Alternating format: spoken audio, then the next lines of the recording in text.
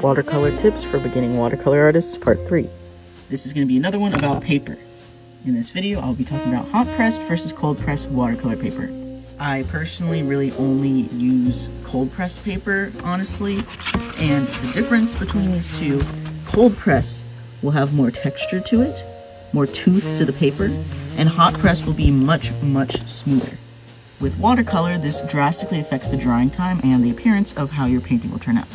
Cold pressed paper, like these, will take a little bit longer to dry because there's more grooves in the paper and more variation to where your paint will be sitting, so it takes a little bit longer to dry and gives you more time to work into it. In my opinion, this is ideal if you're doing wet into wet techniques. As well as a wash if you're trying to go for an even color. This is really hard to do even on cold press, but it's even harder on hot press because it dries so fast. So you'll try to go back in with the next layer of color and it goes over the last one and creates overlapping. It's just a mess. So yeah, you'll get more time to work on each layer of your painting with cold pressed. Now, what does that mean for the appearance of your painting? I wish I had my paper on me to show you, but with hot pressed, since it kind of just sits more on top of the paper, it's going to be a lot harder to get smooth gradients between your colors.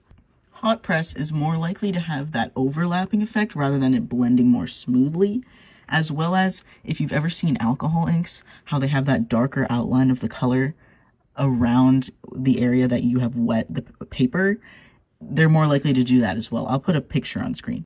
Depending on your paint pigments, you can work back into it and lighten this outline by lifting with water. But overall, hot pressed is a lot quicker to dry, so you gotta work a lot faster. I basically only use cold pressed at this point because of the slower drying times, but also I feel like that's like the signature watercolor look, is having the tooth of the paper show up. And hot pressed doesn't really have that. And I like how that looks, so I used cold pressed.